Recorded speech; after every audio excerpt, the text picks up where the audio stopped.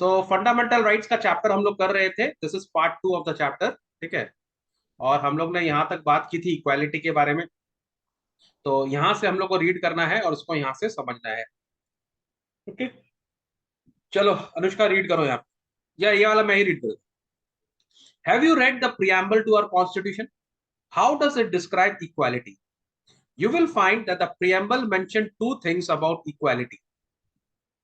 Number one, equality of status and equality of opportunity. ये दो चीज हम लोग का प्रियम्बल टू द कॉन्स्टिट्यूशन माने इंट्रोडक्शन में। प्रियम्बल का मतलब क्या होता है ना, प्रियम्बल का मतलब ये होता है कि हम लोग ने अग्री किया है कि हमारा कॉन्स्टिट्यूशन किसके बारे में। माने सबसे बड़ा तो प्रॉब्लम यही है ना कि अगर हम कॉन्स्टिट्यूशन बना रहे हैं तो पहले लोगों को तो ये क्लियर होना चाहिए ना कि हम क्या चीज के ऊपर डिस्कस करेंगे, हमको कैसा देश बनाना है। तो हमारा प्रियम्बल ये बताता है कैसा देश होना चाहिए, हमको क्या चाहिए, उसके बाद कॉन्स्टिट्यूशन। अंडरस्टूड? तो कॉन्स्टिट्यूशन में क्लियरली लिखा हुआ है, यहाँ पर दो चीज के बारे में लिखा है। नंबर वन लिखा है, क्या नाम है, equality of status and equality of opportunity. ठीक है। तो इक्वालिटी ऑफ अपॉर्चुनिटी का मतलब क्या होता है? Means that all section of society enjoy equal opportunity, but in a society where there is various kind of social inequalities, what does equal opportunity mean? ठीक है। नाउ यहाँ पर ये बात हम लोग कॉन्स्टिट्यूशन में क्लियरली लिखा हुआ है कि कोई आदमी एक दूसरे से सुपीरियर नहीं है। ठीक है, सबको इक्वल अपॉर्चुनिटी मिलना चाहिए। लेकिन तुम देखिएगा गांव में ही हमारा इस तरह का सिस्टम था कि गांव में भी हमारे पार्टीशन हो जाता था ना।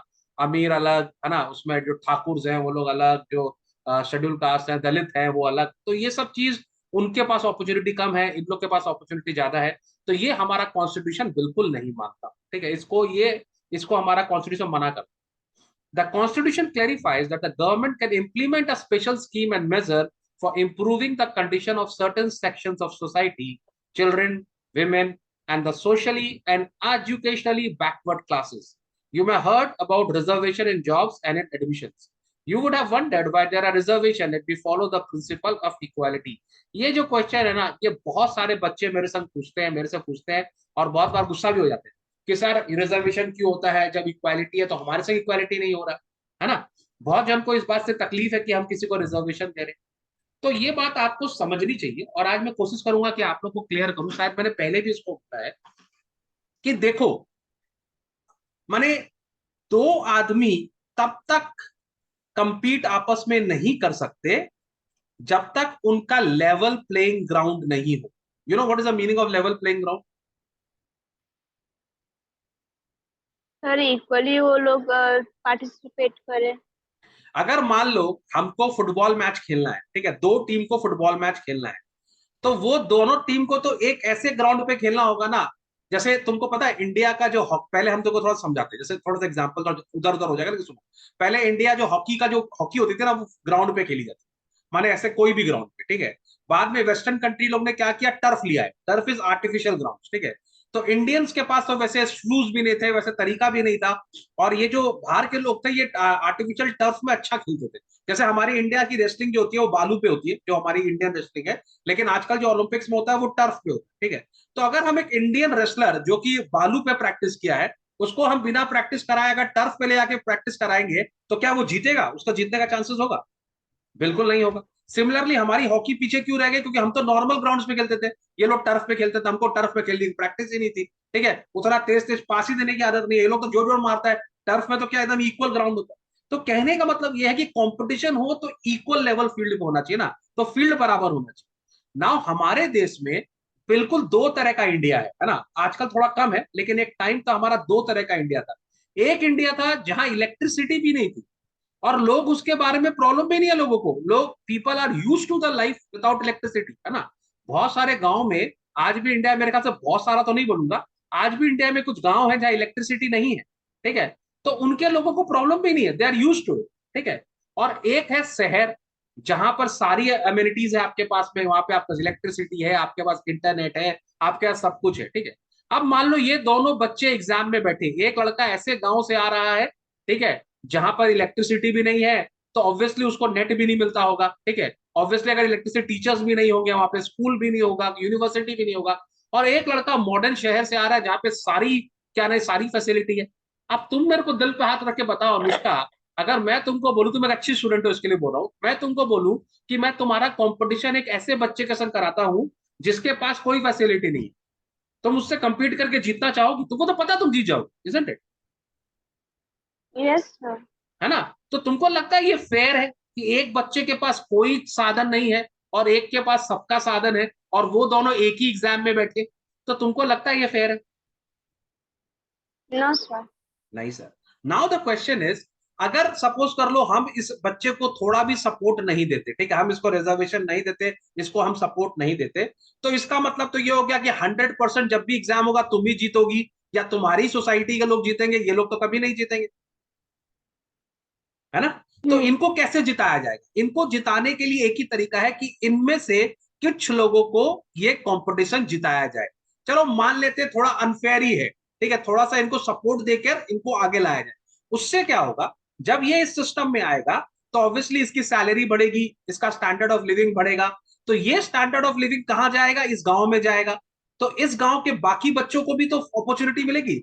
समझ में आ रहा बात को? माने पहले यहाँ के बच्चे कभी भी सक्सेस होते ही नहीं थे, तो इस गांव का तरक्की भी नहीं हो रहा था। अब यहाँ पर अगर तुमने सपोज करो किसी को हेल्प करके ही लेकर आए, तो इस गांव का ओवरऑल तरक्की होना चालू हो जाएगा, है ना? पहले एक से दो, दो से 10, 10 से 20, 20 से 100 बच्चे निकलेंगे।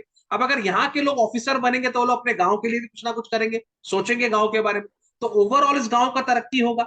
तो इसका मतलब 10 साल, 15 साल, 20 साल के बाद इनके पास जो लेवल प्लेइंग फील्ड होगा, फिर उसके बाद अगर एग्जाम लिया जाए तो बराबर का फाइट होगा, तब तो मजा भी आएगा ना।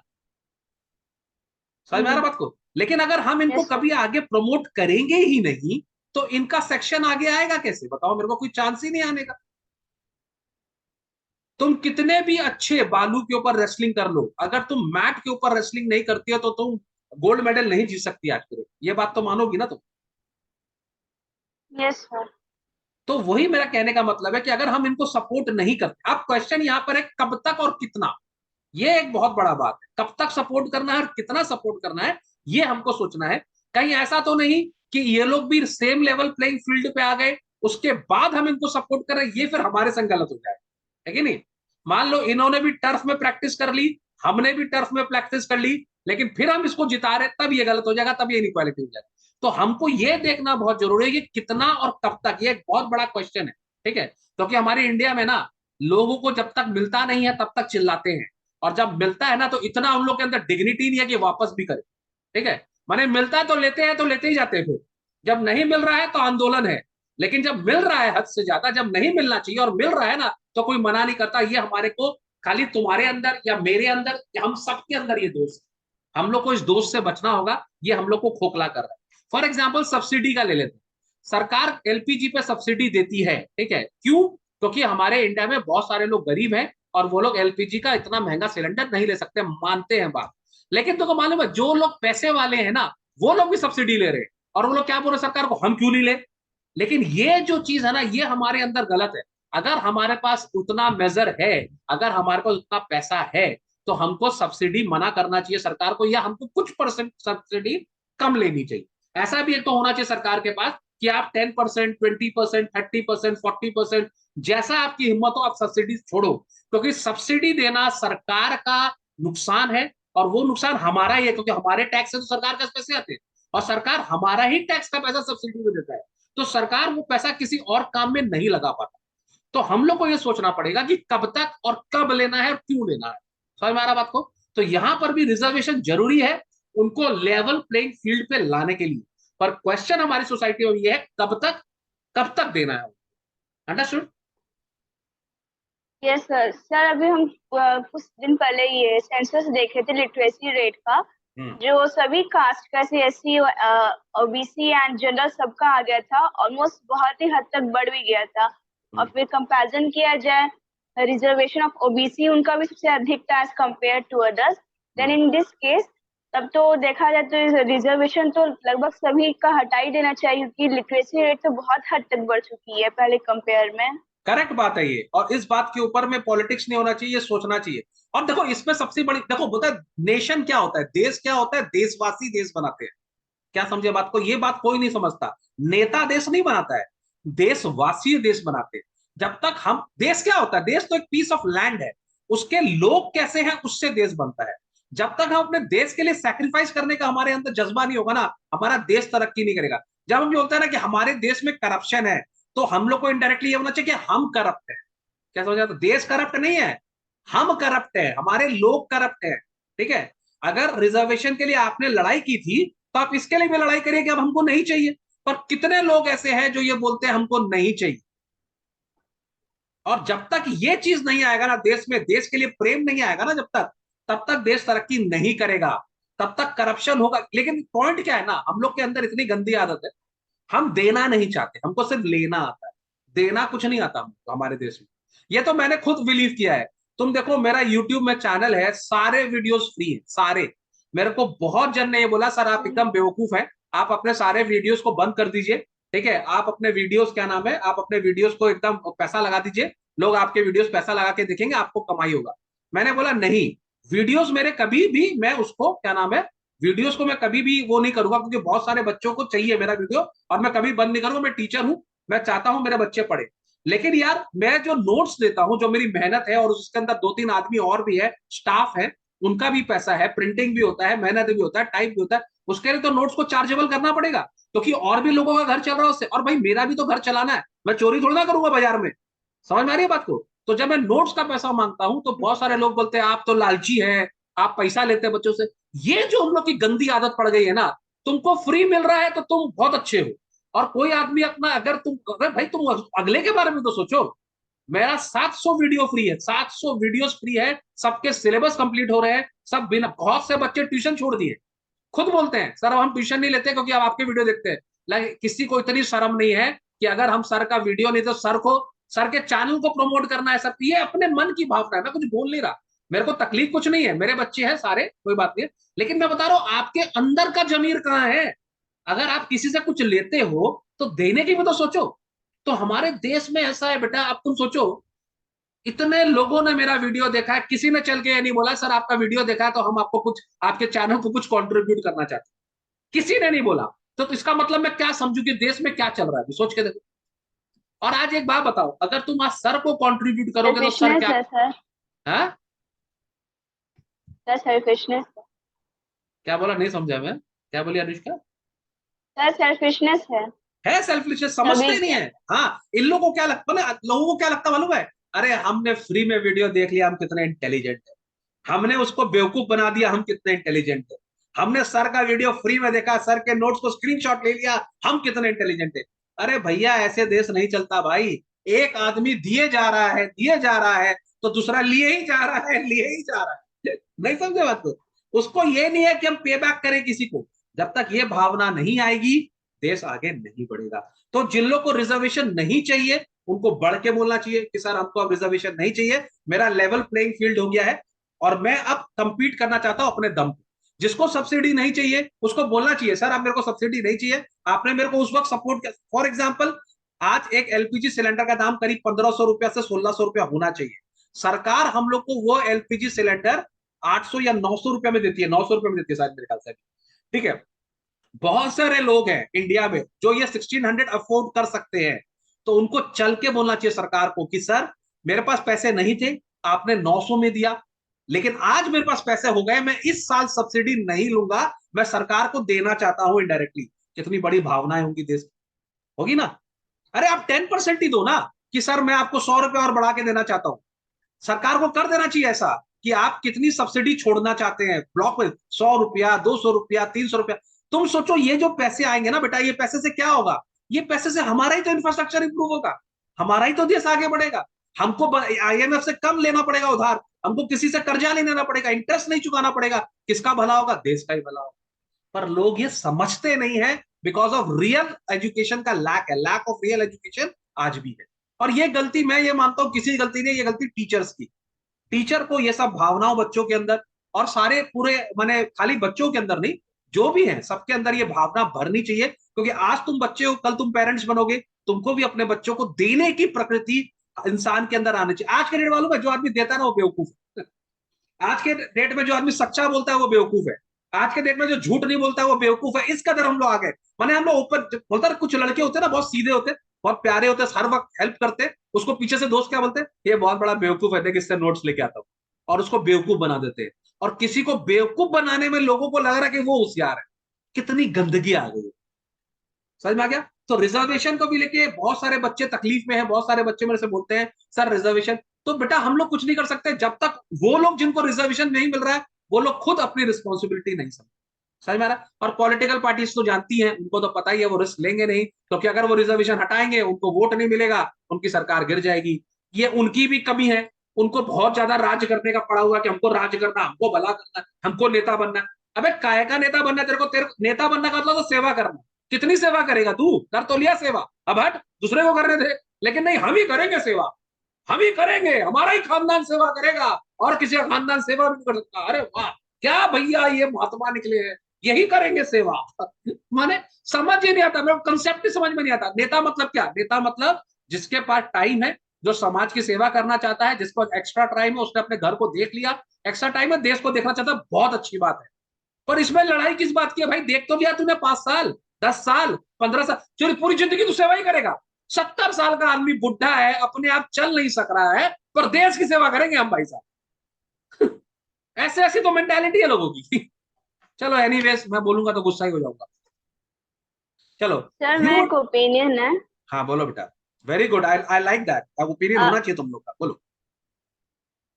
सर जैसे कि अभी आप कह रहे थे कि इस कंडीशन जैसे कि सब्सिडीज के लिए हम्म। कि हर एक को ऑप्शन मिलना चाहिए कि वो कितना अफोर्ड कर सकता है, तो फिर उस कंडीशन में देखा जाए कि सोसाइटी में कोई भी ऐसा नहीं होगा जो सब्सिडी ना लेना चाहे। तो उस करेक्ट। कंडीशन में हर हर एक का रिजर्वेशन जो होना चाहिए उसके मंथली इनकम या एनुअल इनकम पे होना चाहिए।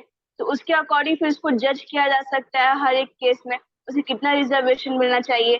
इवन जब हम लोग का टिकट्स भी देखे थे, टिकट्स में ऐसे कि जो एल्डर्स होते हैं for example 60 years of males के लिए 50% ऑफ होना चाहिए टिकट, रेलवे टिकट्स के लिए, and for females it was 55 years of age. Then उन दैट कंडीशन में हम देखे थे कि इंटरव्यू में आया था उनका बहुत सारा दिखाया लेकिन गया था अभी न्यूज तुम में कंफ्यूज हो कि गई उन हो, लोगों। तुम दो बात में कंफ्यूज हो गई। तुमने एक क्राइटेरिया रखा एज, और एक क्राइटेरिया रखा इनकम। अब तुम इस दो में कंफ्यूज हो गई हो। एज का क्राइटेरिया रखना चाहिए कि इनकम का क्राइटेरिया रखना नहीं सर, मेरे वहां पे वो बात नहीं, हम अभी आगे बोल रहे हैं। चाहिए? हाँ बोलो। तो उस कंडीशन में उसमें बहुत से लोग थे जो गवर्नमेंट जॉब थे, वो लोग एम्प्लॉयड थे, और जो बहुत से ऐसे थे जो बहुत ही पुअर फैमिली से बिलोंग कर रहे थे। जो लोग पुअर फैमिली से बिलोंग कर उन लोग के लिए तो ठीक है कि 55 years ऑफ एज हो गया, 60 years ऑफ एज हो गया, तो उनको मिलना चाहिए, 50% ऑफ होना चाहिए। उस करेक्ट। कंडीशन में रिजर्वेशन सही है। लेकिन जब आती है गवर्नमेंट एम्प्लॉय से तो उसे पूछा जाता है तो बोलते हैं कि नहीं, नहीं करना चाहिए। लेकिन वो बोलते समय भी हिचकिचाते हैं कि कम से कम उनके पास कुछ ना कुछ आए। तो फिर देखा जाए गवर्नमेंट को रिजर्वेशन मंथली इनकम या फिर एनुअल इनकम पे करना चाहिए।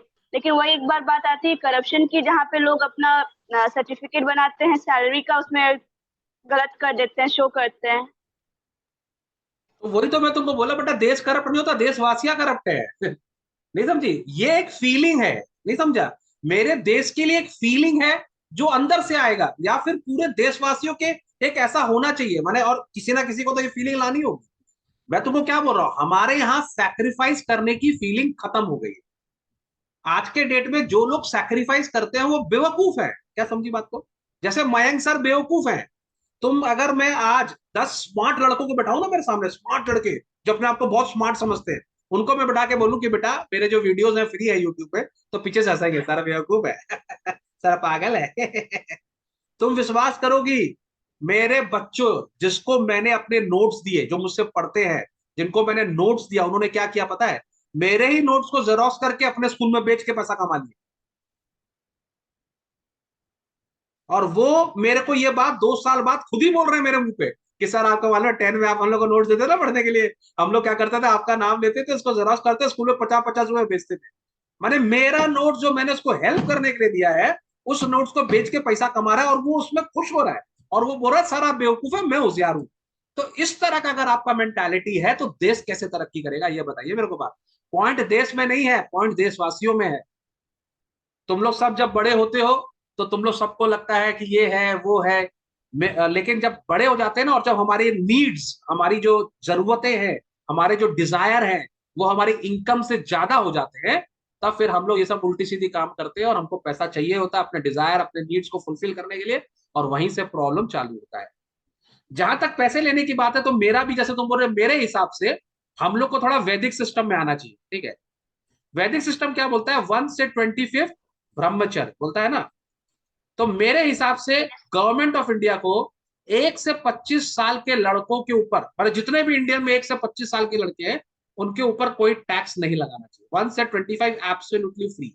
इनडायरेक्ट टैक्स लगा दो, कोई बात नहीं है, लेकिन डायरेक्ट टैक्स नहीं लगाना चाहिए। इसमें से ऑब्वियसली 18 साल के बाद ही बच्चे माने पैसे, नौकरी में तो लोग 20-22 साल में ही आएंगे, है ना, उससे पहले तो नौकरी भी नहीं करेंगे, तो उनका तो वैसे भी इनकम नहीं होगा, पापा के इनकम पे चल रहे हो। मेरे ख्याल से बच्चा कमाना चालू करेगा 22, 23, 24 साल से, तो उसको 25 साल तक टैक्सेशन नहीं करना चाहिए किसी भी के ऊपर में, समझ में आ गया। लेकिन 25 से 50 के ऊपर में जो लोग है ना, ईच एंड एवरी वन, चाहे वो रिक्शा वाला हो, चाहे वो ठेले वाला हो, चाहे वो पैसा कमा रहा हो, चाहे जैसा भी हो, सबसे टैक्स लेना चाहिए, किसी को टैक्स नहीं छोड़ना चाहिए, समझ में आ गया। अब वो आप प्रोग्रेसिव कर सकते हो, उसके ऊपर एक आप स्लैब बना सकते हो, इनकम के हिसाब से कर सकते हो। लेकिन 25 से 50 साल के लोगों को दो चीज बोलनी चाहिए कि नंबर वन, आपके ऊपर देश चल रहा है, आप देश के लिए सोचिए, ठीक है, आपको टैक्स देना चाहिए।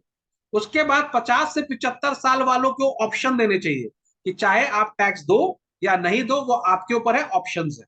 और 75 से ऊपर वालों के तो डेफिनेटली फ्री होगा, ठीक है। तुम देखे कि इसके अंदर जितने लोग हैं ना, अगर सपोज कर लो उनसे हम लोग बोले आप लोग हर आदमी को 1,000 रुपया, मैं इनकम टैक्स की बात कर रहा हूँ, ठीक है, हर आदमी अगर 1,000 रुपया भी देना, that is less than 100 rupees per month, है ना। साल का अगर 1,000 रुपया दे, क्या that is less than 100 rupees a month, कोई भी दे सकता है इंडिया में। हमारा इंडिया इतना गया बीता नहीं है कि हम लोग कोई 100 रुपया से कम भी नहीं दे सकते सरकार को। 1,000 रुपया साल का, तुम जानती है हमारे इतना टैक्स कलेक्शन होगा कि तुम सोच नहीं सकते। और इससे क्या लोगों को एक फीलिंग पे आएगी कि हम देश चला रहे हैं। और 25 से 50 साल के लोग तो देश चलाते हैं, है ना। आप इसको 50 से ज्यादा 60 भी कर सकते या 55 कर सकते, ठीक है। और उन लोगों को ये फीलिंग आना चाहिए कि हमारे पैसा देश को आगे बढ़ा रहा है, तुम देखो देश कितना तरक्की। ये मेरा एक सजेशन है, ठीक है। उसके अलावा तो और टैक्स है ही ना, इनडायरेक्ट टैक्स तो हम देते ही हैं, सेल टैक्स तो जाता ही है, बाकी एक्साइज तो है ही, ये क्या नाम है, कॉर्पोरेशन टैक्स है, सब तो चलते ही है। लेकिन ये करना चाहिए कि आपको इसको टैक्स मत बोलो, इसको बोलो देश का contribution, I will contribute towards nation, my contribution towards nation. तुम देखेगा हम लोग इस पैसे से बहुत गरीबी, बहुत कुछ हटा पाए। चलो एनीवेज, देखते हैं आगे, ठीक है। तो you would have wondered why there are reservation if we follow the principle equality, हम लोग बात कर ली, ठीक है, कि रिजर्वेशन क्यों चाहिए। इनफैक्ट आर्टिकल 16.4 जैसे यहाँ पे लिखा हुआ है हम लोग के, इसको एक बार रीड करो अनुष्का, आर्टिकल 16.4 इसको रीड करो। Article 16.4. Nothing in this article shall prevent the state from making any provision for the reservation of appointments or posts in favor of any backward class of citizens which, in the opinion of the state, is not adequately represented in the services under the state. यहाँ पे clearly बोला है कि अगर सरकार कोई भी reservation करना चाहती है, ठीक है, बैकवर्ड क्लास सिटीजन के लिए उनके फेवर में, तो वो कर सकती है, अगर वो लोग एडुकेटली रिप्रेजेंटेड नहीं है। मतलब अगर सर्विसेज में हमारे बैकवर्ड क्लास के लोग नहीं है, तो सरकार रिजर्वेशन करके उनको ला सकती है। और ये सही बात है ना, तभी तो लेवल प्लेइंग ग्राउंड होगा, है ना, उनकी एक दो जनरेशन को लाना ही होगा, वरना लेवल प्लेइंग फील्ड नहीं होगा, ठीक है। तो यहां पर वही बात कर रहा है इनफैक्ट 16.4, हाँ रीड करो यहां से। In fact, Article 16.4 of the Constitution explicitly clarifies that a policy like reservation will not be seen as a violation of right to equality. If you see the spirit of Constitution, this is required for the fulfillment of right to equality of opportunity. तो यहाँ पे बोल रहा है अगर हम reservation करते हैं तो ये राइट ऑफ इक्वालिटी का उल्लंघन नहीं है, उल्टा right of equality of opportunity कर रहे हैं, उसको एक अपॉर्चुनिटी दे रहे हैं कि वो हमारे संग खड़ा हो सके और लेवल प्लेइंग फील्ड में आ सके। समझ में आया बात को? Yes. चलो, राइट टू फ्रीडम, ये फ्रीडम बहुत बड़ी चीज है, इसको समझना पड़ेगा। लोगों को लगता है फ्रीडम मिल गया तो हम कुछ भी करें। मैं हमेशा बोलता हूं, ठीक है, विथ पावर कम्स रिस्पॉन्सिबिलिटी, ठीक है, विद अथॉरिटी कम्स रिस्पॉन्सिबिलिटी। तो अगर फंडामेंटल राइट्स आपकी अथॉरिटी है, तो आपके पास उसके लिए रिस्पॉन्सिबिलिटी भी होनी चाहिए। आज तुमको मालूम है, आज मैं आ रहा था सुबह, मैं 3 घंटा जाम में फंसा रहा, 3 घंटा जाम में फंसा रहा, क्योंकि आज हमारे बंगाल में एक जुलूस निकला था, एक तो मैंने बोलते ना प्रोसेशन निकला था। मुझे ये भी नहीं पता कि कौन सी पार्टी ने निकाला, मुझे ये भी नहीं पता कि मुद्दा क्या है, पर मैं 3 घंटा फंसा रहा, एंड यू वोंट बिलीव, मेरे एक बच्चे का एग्जाम था, ठीक है, मुझे जाना था उस बच्चे को पढ़ाने के लिए, मैं बस में पढ़ाया उस बच्चे को। लास्ट में उस मैं बस में ही था आज, क्योंकि मैं पहले तो अपनी अपनी गाड़ी तो लेके नहीं आ पाया मैं, क्योंकि गाड़ी तो निकल ही नहीं पा रही, उबर किया, उबर वाले ने मेरे को छोड़ दिया, बोला सर एग्जाम में जाएंगे नहीं।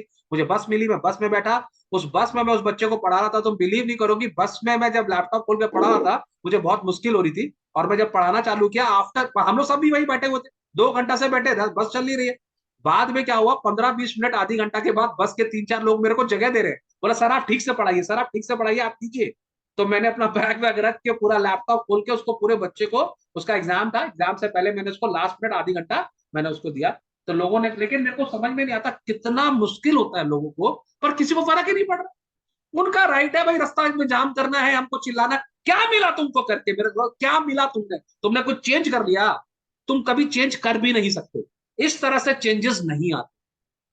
किसी को परेशान अगर आप कर रहे हो, उससे चेंज कभी नहीं। हम लोग को अपना फ्रीडम को, राइट टू फ्रीडम को अलग ढंग से यूज करना चाहिए, ठीक है। मुझे तो चिढ़ लग जाती है बहुत जो। सर हाँ बोलो। सर इस कंडीशन से जब भी इलेक्शन आती है तो उसमें प्रोसेशंस होते हैं, तो फिर हमें ये नहीं समझ में आता जितनी सारी पार्टीज होती है उसमें प्रोसेशन क्यों करते हैं? वो लोग काम करे क्या दिखाई नहीं देता है क्या मीडिया पे? तब क्या मेरा जरूरत है प्रॉब्लम करने पार्टी की? से नहीं है, मेरा प्रॉब्लम लोगों से है। तुम जाते क्यों प्रोसेसन? नहीं, मेरा प्रॉब्लम वो है। और जानती है, कोविड के टाइम पर बड़े बड़े आए पॉलिटिकल पार्टीज आई, उन्होंने रैली की, वो स्टेज पे खड़े होकर भाषण दे रहे थे, और लाखों अभी नीचे खड़े थे कोविड के टाइम पर। मैं बोल रहा, अरे पागल, अगर तेरे को भाषण ही सुनना है तो टीवी में सुन ले, है ना, टीवी में सुन ले। आज तेरे को कोविड हो जाएगा तो कौन बचाने आएगा तेरे को? कोई पॉलिटिकल पार्टी आएगी बचाने? कोई नहीं आएगा तेरे को बचाने। नहीं। तो यहाँ बेवकूफ कौन है? बेवकूफ हम हैं यार, हम बेवकूफ बन रहे हैं। तुम जा क्यों रहे हो प्रोसेशन में? कहानी ये है, अगर तुम सही पार्टी चुनोगे ना घर में बैठ के, तो तुमको बाहर जाने की जरूरत भी नहीं पड़ेगी। राइट या रॉन्ग? Right sir. है ना? अगर तुम सही नेता चुनोगे ना, तो तुमको बाहर जाने की जरूरत भी नहीं पड़ेगी, वो अपने आप तुम्हारे लिए काम करेगा। और फिर मैं तुमको बात बोलूं, नेता कौन होता है? नेता का काम है सेवा करना। जिनने अपना घर का रिस्पॉन्सिबिलिटी निभा लिया है, उनके घर पूरा सेटल है, उनके पास फ्री टाइम है, उनके पास पैसे हैं घर की टेक केयर करने के लिए, वो देश के लिए काम करते हैं। समझ में आया बात? ये कोई ना, यस ये सर। एक बहुत बड़ी अपॉर्चुनिटी है, रिस्पॉन्सिबिलिटी है जो देश आपको देता है। ये कोई आपका वो नहीं है कि हमने बस हम ही करेंगे सेवा। ये गलत बात है। चलो, right to freedom, equality and freedom or liberty are the two rights that are most essential to a democracy। दो चीज बहुत इंपॉर्टेंट है, equality and freedom, या इसको हम बोले liberty। it is not possible to think of one without think of the other। liberty means freedom of thought, expression and action, however does not mean freedom to do anything that one desires or like। इसका मतलब ये नहीं होता है कि आप जो भी मन में आए वो करेंगे, रास्ते पे निकल जाएंगे, बाकी लोगों को परेशान करेंगे। ठीक है, बाकी लोग तो इसके लिए नहीं बोलते हैं। बाकी लोग क्यों नहीं बोलते मालूम है? क्योंकि बाकी लोगों का टाइम नहीं है झगड़ा करने का, they can't afford a fight. गुस्सा तो सभी को आता है। आज हम लोग सब बस में बैठे थे, सबको ही गुस्सा आ रहा था, लेकिन कोई लड़ना नहीं चाहता, क्योंकि किसका टाइम नहीं है, सबके पास प्रॉब्लम्स है, उसका मजा लेते हैं, है कि नहीं?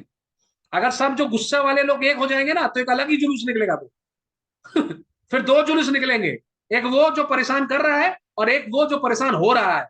फिर जो हो रहा है ना, वो कर रहा है वो को बताएगा, क्योंकि वो रियल में हो रहा है परेशान।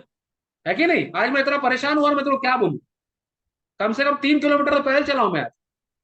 वैसे तो अच्छा ही है हेल्थ के लिए, लेकिन this is not the right way of doing it, ठीक है। If that were to be permitted, then a large number of people will not be able to enjoy their freedom। इसका कहने का मतलब है, अगर तुमको मन कर रहा है म्यूजिक चलाएं, मेरा फ्रीडम है भाई, तो दूसरे का भी तो फ्रीडम है कि वो शांति से रहना चाहता है। तुम अपने फ्रीडम के कारण उसका फ्रीडम क्यों कर्व कर रहे हो?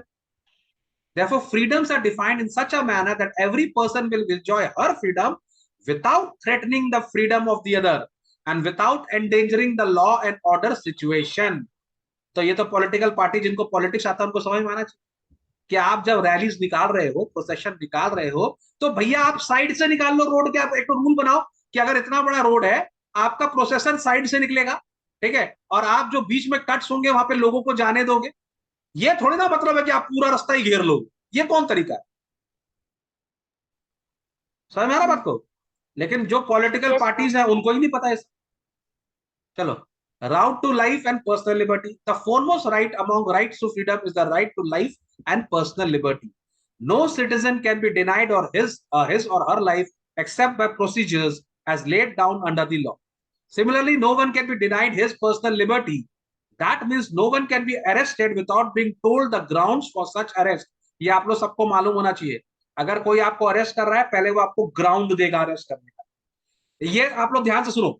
If arrested, the person has the right to defend himself by a lawyer of his choice. ये एक इंपॉर्टेंट है, आपको लॉयर देना ही होगा, आपका राइट है। Also it is mandatory for the police to take that person to the nearest magistrate within 24 hours. आपको police, जो भी पुलिस आपको अरेस्ट करती है, उसको 24 घंटे के अंदर आपको कोर्ट में प्रोड्यूस करना पड़ेगा। अगर कोर्ट का जज बोलेगा नहीं इसको रखो, तब आप रख सकते हो, अदरवाइज आप रख नहीं सकते। ठीक है? The magistrate who is not a part of the police will decide whether the arrest is justified or not. समझ में आ रहा बात को? फिर से बताऊंगा कि अगर आपको किसी ने अरेस्ट किया है, पहला rule, they will tell you why they have arrested you, number 1। Number 2, you have a right to phone call. आप एक लॉयर को बुला सकते हो जो आपके लिए कर सकता है, या अपने फैमिली मेंबर को बुला सकते हो जो आपके लिए लॉयर को बुला सकता है, या आपके लिए लड़ सकता है, जिसको लॉ की नॉलेज हो। पुलिस के पास 24 आवर्स है आपको कोर्ट में प्रोड्यूस करने का। जैसे ही पुलिस ने आपको अरेस्ट किया, विद इन 24 आवर्स उनको आपको एक कोर्ट मजिस्ट्रेट के पास प्रोड्यूस करना पड़ेगा। मजिस्ट्रेट आपको देखेगा, समझेगा, और वो पुलिस से बोलेगा नहीं आप इसको रोक सकते हो या नहीं रोक सकते हो। अगर मजिस्ट्रेट बोलेगा यस, उसको हम जुडिशियल कस्टडी बोलते हैं। जब आप पुलिस के पास होते हैं उसको पुलिस कस्टडी बोलते हैं। समझ में आ गया? अगर कोर्ट आपको बोलेगा नहीं जेल में रखना है, तो वो जुडिशियल कस्टडी होता है। ठीक है? तो आपको पुलिस कस्टडी में 24 आवर्स से ज्यादा रख नहीं सकते। ये आपका कानून है। ठीक है? ये आपका राइट है। This is a right to freedom. Understood? ये सारी बात आपको समझ में आनी चाहिए। The right is not just a confined to guarantee against taking away of an individual's life, but has a wider application. Various judgments of Supreme Court have expanded the scope of this right. The Supreme Court has ruled that right also includes right to live with human dignity, free from exploitation. The court has held that right to shelter and livelihood is also included in the right to life, because no person can live without the means of living, that is means of livelihood. ठीक है? इसका मतलब यह है कि आपको अगर कोई काम करवा रहा है तो आपको सही जगह से खाना पीना सब कुछ देना पड़ेगा कि आप जियो और काम करो। आपको मार ही देगा तो आप काम कैसे करोगे? तो वो भी राइट टू लिव में आता है। ठीक है? कोई भी आपको इनह्यूमन तरीका से काम नहीं करवा सकता। Slavery is abolished in India. Understood? You cannot do slavery to a person. जब ये मीटिंग ओवर हो जाएगा तुम फिर से मीटिंग ज्वाइन करना, हम लोग ये प्रिवेंटिव डिटेंशन पढ़ेंगे इसके बाद। ठीक है? Very important.